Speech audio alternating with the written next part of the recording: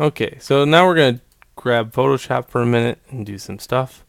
So what I want to do is open all these up.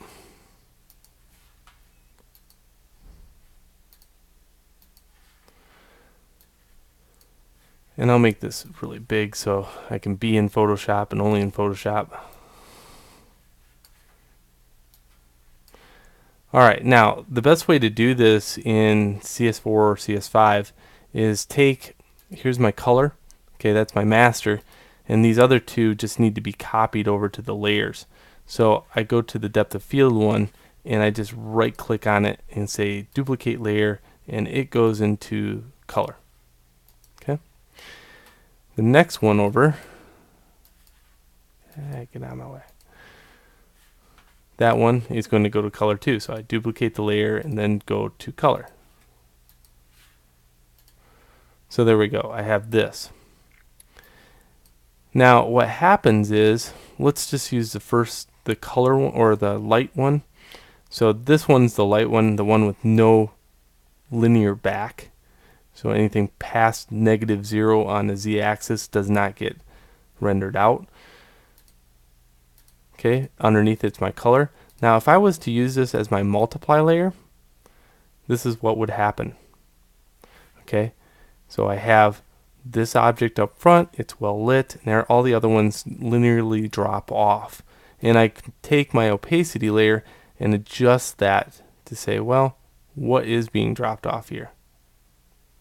Just a little of this goes a long way. Some people just use it like this, and that's kind of the wrong way to do it. Well, depending on what you're doing, but it's just so much better to, you know, use these post compositions very sparingly. Slight equals good. Too much of it, you can really tell that you've been using post composition render layers. Okay, that's that layer. This one, however, this is the magic one. So let's copy this and move it over to a channel. So I make a new channel using the new channel button, and I edit paste it. That's called alpha 1. Okay, so let's go back to the scene. Not there, but there we go. And I'm going to make a duplicate of this and work from the duplicate. Go filter, blur, lens blur. And this is where the magic happens. So if I use, default is none, so this is what happens. But if I use alpha 1, look how clean and crisp this is. And let's see if I can. So if I added more resolution, it would be better. But look at the edges of here is blurred, and this one's perfect. Okay, now what's nice about this also is I can play around. Let's say I want the front to be focused and the rest to be blurred. Well, I just go in here and figure out where that is on the blur focused instance. Okay, so this one's up front and all these other ones are blurred.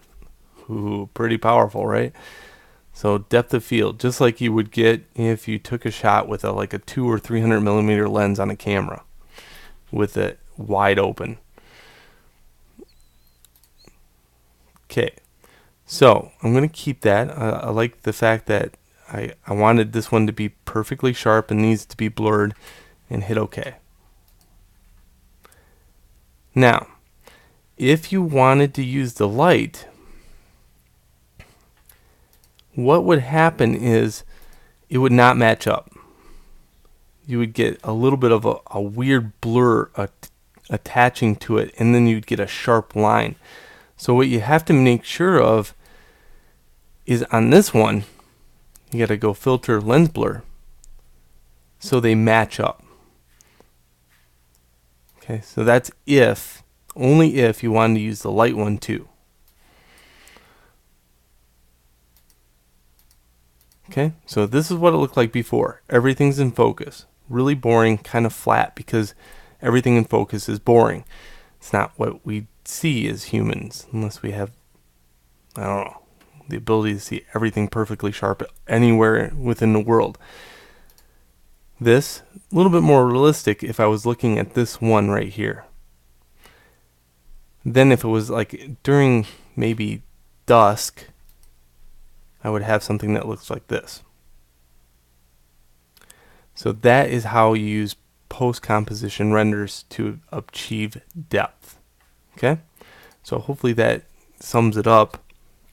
Keep in mind that this is kind of a lame scene, I mean really, but if you had, let's say, a house in the background, a bridge, and a tree in front of you. You were right next to the tree, but you were focused on the bridge.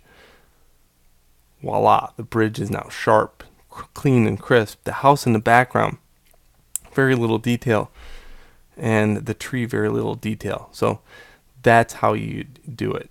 This is just a smaller scene just to kind of show you. All right, so enjoy that, and then on to the next video.